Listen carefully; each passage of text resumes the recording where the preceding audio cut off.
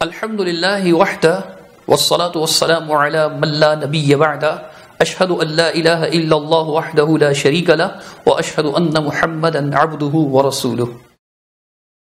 عزیزان گرامی، پچھلے ایک ہفتے سے مسلسل سوشل میڈیا پر خضر حیات بھکروی صاحب جو مماتی دیوبندیوں کے علامہ سمجھے جاتے ہیں، ان کے اور ان کے معتقدین کی طرف سے مسلسل آل حق آل الحدیث پر ان کے خلاف یہ پروپیگنڈا کیا جا رہا ہے کہ ان کے نزدیک قرآن کی روشنی میں گدھا حلال ہے، حالانکہ یہ سراسر باطل بات ہے۔ بات دراصل یوں ہے کہ آئے دن خضر حیات بکھروی صاحب کی ویڈیوز کلپس کی صورت میں سامنے آتی رہتی ہیں، جن میں وہ بارہا اس بات کا تذکرہ کرتے ہیں، بار بار اس بات کو دہراتے ہیں کہ قرآن حاکم ہے حدیث پر، اور ہر وہ حدیث جو قرآن مجید کے خلاف ہوگی، ان کا یہ کہنا ہے کہ ہر وہ حدیث جو قرآن مجید کے خلاف ہوگی وہ رد کر دی جائے گی کیونکہ قرآن حاکم ہے۔ پھر اس سلسلے میں ہم ان کے ایک کلپ کا تعاقب بھی کر چکے ہیں جس میں انہوں نے 6 مثالیں دی، جواب میں ہم نے بھی 6 مثالیں پیش کی قرآن مجید سے کہ ان معاملات میں آپ بھی قرآن مجید کے اندر تک محدود نہیں رہتے۔ وہ لیکچر قرآن سے ٹکرانے والی احادیث کے نام سے موجود ہے، آپ حضرات سن سکتے ہیں۔ اب یہی معاملہ پیش آیا کہ جب آپ یہ کہتے ہیں کہ جی قرآن حاکم ہے اور ہر وہ حدیث جس کو آپ نہیں ماننا چاہتے آپ اسے قرآن کے خلاف قرار دیتے، تو بطور مثال آل الحدیث کے معروف مناظر اور عالم سید طالب الرحمن شاہ صاحب حفظہ اللہ ورعاہ، انہوں نے بطور مثال یہ بات کی کہ اگر آپ کہتے ہیں اس طرح کی بات کرتے ہیں کہ جو حدیث قرآن کے خلاف ہوگی ہم اسے نہیں مانیں گے، تو قرآن مجید میں اللہ تعالیٰ نے کن چیزوں کو حرام قرار دیا۔ مثال کے طور پہ دیکھیں، کھانے پینے کے معاملات میں اللہ سبحانہ تعالیٰ نے سورۃ الانعام آیت نمبر 145 میں بیان فرمایا کہ قُلْ لَا أَجِدُ فِي مَا أُوحِيَ إِلَيَّ مُحَرَّمًا عَلَىٰ طَاعِمٍ يَطْعَمُهُ، فرمایا اے نبی صلی اللہ علیہ وسلم آپ کہہ دیجئے کہ جو کچھ میری طرف وحی کیا گیا ہے اس کے مطابق میں کسی چیز کو حرام نہیں پاتا کسی بھی کھانے والے پر کہ وہ اسے کھائے، الا ان یکون میتا، سوائے اس کے کہ وہ مردار ہو، او دم مسفوحا، یا بہایا ہوا خون ہو، او لحم خنزیر، یا خنزیر کا گوشت ہو، فإنہ رجس، اس لیے کہ وہ کیا ہے، ناپاکی ہے، گندگی ہے، او فسقا احل لغیر اللہ بہ، یا نافرمانی کا باعث غیر اللہ کے نام پر معروف کیا گیا، مشہور کیا گیا، پکارا گیا جس کھانے پر غیر اللہ کا نام۔ فمن اضطر، البتہ جو شخص مجبور کر دیا گیا، غیر باغ ولا عاد، نہ اس کی بغاوت کرنے والا نہیں ہے، وہ حد سے گزرنے والا نہیں ہے، مجبور ہے، مجبوری میں اگر ان میں سے کوئی چیز کھا لیتا ہے، فإن ربک غفور الرحیم، تو بے شک آپ کا رب بہت زیادہ بخشنے والا اور بہت زیادہ رحم کرنے والا ہے۔ اب اس آیت کے مطابق اس میں جن چیزوں کو حرام قرار دیا گیا وہ کیا ہے؟ مردار، بہتا خون، خنزیر کا گوشت اور غیر اللہ کے نام پر مشہور کیا گیا، یہ 4 چیزیں اس کے اندر مذکور ہیں۔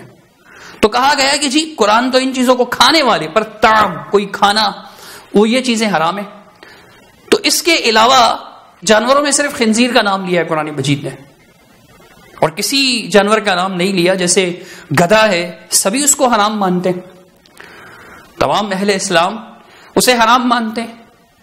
خنزیر کے علاوہ گدھا، خچر، کتا، بلی اور اس طرح جو اور کوا وغیرہ اور جو اس طرح کے پرندے بھی ہیں کچھ بہت سے، شیر، چیتا، گیدڑ، لومڑ، یہ سب حرام قرار دیتے ہیں۔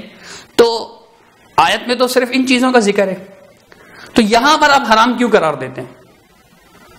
یہاں آپ کا وہ اصول کہاں جاتا ہے؟ اگر آپ کہیں کہ جی اس کی حرمت پر تو حدیث موجود ہے، یعنی جیسے کتا، چیتا، بلی وغیرہ جو ہیں یہ تو جو زیناب ہیں، یعنی نوکیلے دانتوں والے ہیں، اور ان کو حرام قرار دیا گیا، رسول اللہ صلی اللہ علیہ وسلم نے ان سے منع کیا ہے، اس لیے تو وہی بات آ جائے گی نا کہ بھئی یہ تو حدیث ہے نا، یہ تو حدیث میں ہے۔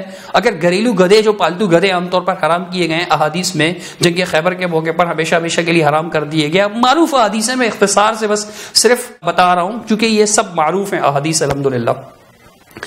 تو یہ جو حرام قرار دیا گیا ہے تو یہ بھی احادیث ہی ہے نا، تو آپ کا اصول تو یہ ہونا چاہیے جیسے آپ بیان کرتے ہیں. اب میرا مسئلہ یہ ہے کہ ہم کہتے ہیں کہ قرآن کا مسئلہ حق ہے اور روایت اس کے مد مقابل بخاری میں بھی ہو تو وہ رسول اللہ کا فرمان نہیں، کیونکہ رسول کبھی قرآن کے خلاف کر سکتا نہیں کر سکتے. بے شک یہ بات سمجھ آئی. ایک مثال، لیکن اہل حدیث اڑے ہیں.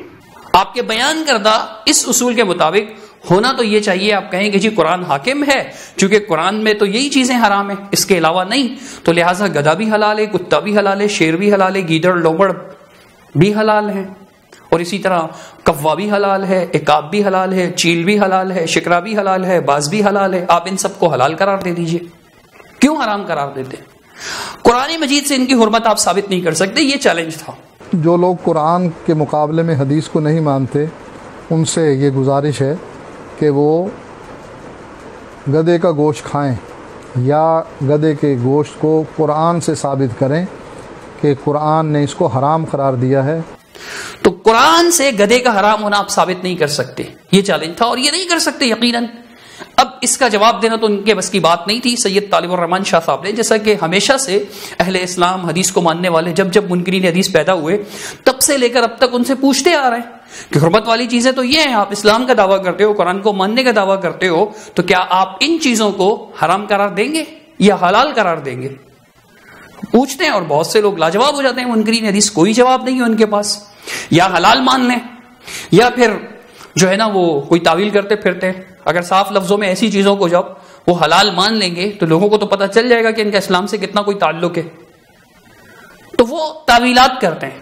اب خضر حیات بکھروی صاحب جو کہنے کو علامہ ہیں، ان کے ساتھیوں نے اور انہوں نے کیا جعل سازی کی، کیا دھوکہ کیا، کیا فریب فراڈ کی، کیا جھوٹ پھیلایا کہ جی ان کے نزدیک، اہل الحدیث کے نزدیک جو ہے وہ قرآن کی روشنی میں گدھا حلال ہے. استغفر اللہ. مطلب دیندار طبقہ ہو کر کے، دین کا نام لینے والے، قرآن و سنت کی تعلیم دینے والے، قرآن و سنت بیان کرنے والے جب اس طرح دھوکہ، فریب، جعل سازی اور فراڈ اور چیٹنگ کرنے لگیں گے تو پھر آپ خود سوچئے کہ عوام کی کیا حالت ہوگی کہ یہ عوام کے مربی ہیں، عوام کی تربیت کرنے والے. ادھر سے اٹھا کر دنیا نیوز میں کچھ عرصہ پہلے خانیوال میں کہیں گدھے کا گوشت بکتا، یعنی بیچنے کے لیے ذبح ہوا، گوشت پکڑا گیا، نیوز بریک ہو گئی اور اس سے پوچھا گیا، وہاں کوئی جاہل تھا، وہ شاید یہی کہہ رہا تھا کہ جی یہ تو حلال ہے، گدھا تو حرام نہیں ہے. اس کو لے کر فضیلت الشیخ سید طالب الرحمن حفظہ اللہ پر فٹ کر دیا. صرف ابتدائی کلمات دنیا نیوز کے آگے اپنی طرف سے وہ بول رہا ہے جس طرح بول رہا ہے، نظر آ رہا ہے کہ دنیا نیوز میں ایسی کوئی نیوز آئی نہیں ہے، ایسی کوئی نیوز آئی نہیں. سارے کا سارا جعل سازی اور فراڈ، یعنی کہیں کی اینٹ کہیں کا روڑا، بان وتیرے کنبا جوڑا. اب یہ زیادتی کرنا، کیا اسلام اس کی اجازت دیتا ہے کہ آپ جھوٹ بولیں کسی پر؟ تو آپ یہ سب کچھ کیوں کر رہے ہیں؟ یعنی اس دھوکے کی، اس چیٹنگ کی، اس فراڈ کی، اس جھوٹ کی وجہ کیا ہے؟ ظاہر سی بات ہے کہ قرآن سے ان چیزوں کا حرام ہونا ثابت نہیں کر سکتے. پر بڑے درلے سے مثال دیتے ہیں. 4 چیزیں اس آیت میں، 4 باتیں، اس لیے شاہ صاحب نے 4 کا ذکر کیا. تو کہتے ہیں کہ جی کیا قرآن میں سود حرام نہیں ہے؟ کیا قرآن میں خمر حرام نہیں ہے؟ سن لیجئے. کیا شراب قرآن میں حرام نہیں؟ جوا قرآن میں حرام نہیں؟ سود کو قرآن نے حرام نہیں کہا؟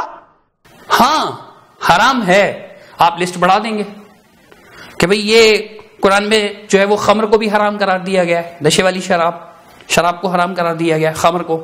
قرآن مجید میں جوا کو بھی حرام قرار دیا گیا ہے. قرآن مجید میں سود کو بھی حرام قرار دیا گیا ہے. قرآن مجید میں آپس میں ایک دوسرے کا باطل طور پر مال کھانا، اس کو بھی حرام قرار دیا گیا ہے. آپ فہرست بڑھاتے چلے جائیں، کوئی مسئلہ نہیں ہے. لیکن قرآن سے نا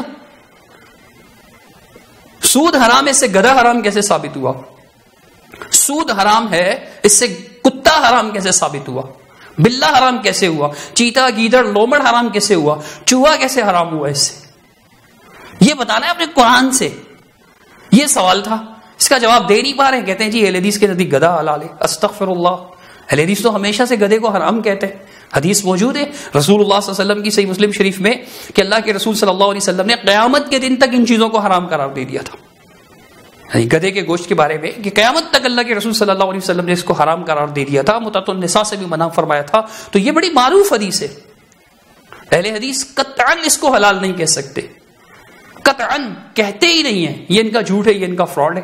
بہرحال میں عرض کر رہا تھا کہ قرآن سے اگر آپ بتائیں گے تو جیسے آپ سود کی حرمت قرآن سے دکھا رہے ہیں، ہم مانتے ہیں بالکل چوری کا مال، چوری حرام ہے، ممنوع ہے، اللہ سبحانہ تعالیٰ نے منع کیا، چوری کا مال بھی حرام ہوگا، اس کا کھانا بھی حرام ہوگا، ہم مانتے ہیں ان باتوں کو، اس سے انکار نہیں ہے، ان سب کو جمع کر لیں۔ لیکن کیا قرآن سے حرام ہونا گدھے کا حرام ہونا، کیونکہ یہ چیزیں جو وحی کی گئی ہیں، جو وحی کی گئی ہیں ان میں یہ چیزیں حرام ہیں۔ قرآن حاکم ہے، آپ کہتے ہیں نا قرآن حاکم ہے، سن لیجئے پھر سے اپنا جملہ، یعنی ہم روایات پر قرآن کو حاکم مانتے ہیں۔ اگر واقعی قرآن حاکم ہے آپ کے نزدیک تو پھر آپ کہیے نا، کیوں نہیں کہتے؟ اس اصل سوال کا جواب نہیں دے سکتے، اسی لیے یہ جھوٹا پروپیگنڈا کیا کہ جناب اہل الحدیث کے نزدیک گدھا حلال ہے، اور پھر کہتے ہیں کہ جی قرآن سے ان کے نزدیک گدھا حلال ہے، کہتے ہیں ان کے بہت بڑے عالم ہیں، عالم ہیں بے شک، اس سے کوئی انکار نہیں ہے، لیکن انہوں نے یہ تو نہیں کہا کہ گدھا حلال ہے۔ یہ جھوٹا اور باطل پروپیگنڈا ہے۔ بہت سے لوگوں نے اس کے بارے میں سوالات کیے، اس لیے مناسب معلوم ہوا کہ اختصار کے ساتھ وجہ بتا دیں۔ خلاصہ کلام یہی ہے کہ اصل سوال یہ تھا کہ جب آپ کہتے ہیں کہ جو قرآن کے خلاف ہوگی حدیث تو وہ ہم نہیں مانیں گے، تو آپ کے اصول پر یہ حدیث بھی قرآن کے خلاف ہے کہ قرآن میں جو حرام چیزوں کی فہرست ہے ان میں گدھا نہیں ہے، کتا نہیں ہے، بلہ نہیں ہے، چیتا نہیں ہے، لومڑ نہیں ہے، چوہا نہیں ہے، کوا نہیں ہے، عقاب نہیں ہے، چیل نہیں ہے، شکرا نہیں ہے، باز نہیں ہے۔ سارے حرام جانوروں کے نام میں نہیں لے سکا آپ بھی، تو یہ نہیں ہے، ان کا ذکر نہیں ہے۔ حدیث میں ہے کہ زیناب نوکیلے دانت والے جانور ہوں گے حرام ہے، چنگل سے یعنی پنجے سے پکڑ کر شکار کرنے والے پرندے ہوں گے وہ حرام ہے۔ حدیث صحیح مسلم شریف کی موجود ہے، اور بھی کتابوں میں موجود ہے، حدیث سے حرام ہے۔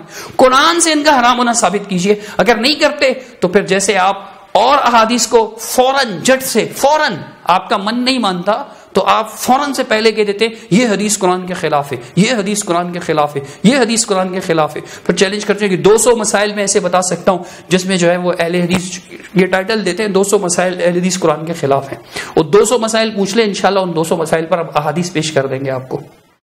کوئی حدیث قرآن کے خلاف نہیں ہے۔ اگر آپ قرآن کے خلاف کہتے ہیں تو پھر آپ گدھے کو حرام نہ کہیں، آپ کا گدھے کو حرام کہنا آپ کے اصول کی روشنی میں قرآن کے خلاف ہے۔ اللہ تعالیٰ آپ کو ہدایت دے۔ خضر آیات بکھروی صاحب، اللہ تعالیٰ آپ کو جھوٹ سے، فریب سے، جال سازی سے، دھوکے سے، چیٹنگ سے، فراڈ سے محفوظ رکھے۔ آپ محفوظ رہیں گے تو اپنی قوم کو بھی محفوظ رکھیں گے۔ اگر آپ محفوظ نہیں رہیں گے ان چیزوں سے، آپ خود جو ہے نا وہ جھوٹ بولتے رہیں گے، غلط بیانیاں کرتے رہیں گے، کذب بیانیاں کرتے رہیں گے، دھوکے دیتے رہیں گے، فراڈ کرتے رہیں گے، چیٹنگ کرتے رہیں گے، تو پھر آپ کے ماننے والے، آپ کے چاہنے والے، آپ کے معتقدین، آپ سے تربیت پانے والے انہی چیزوں کی تربیت پا کر یہی حرکتیں کریں گے، اور انہوں نے کی ہے۔ اللہ المستعان، اللہ تعالیٰ ان کو سمجھ عطا فرمائے۔ اقول قولی ھذا استغفر اللہ لی ولکم ولسائر المسلمین اجمعین برحمتک یا ارحم الراحمین۔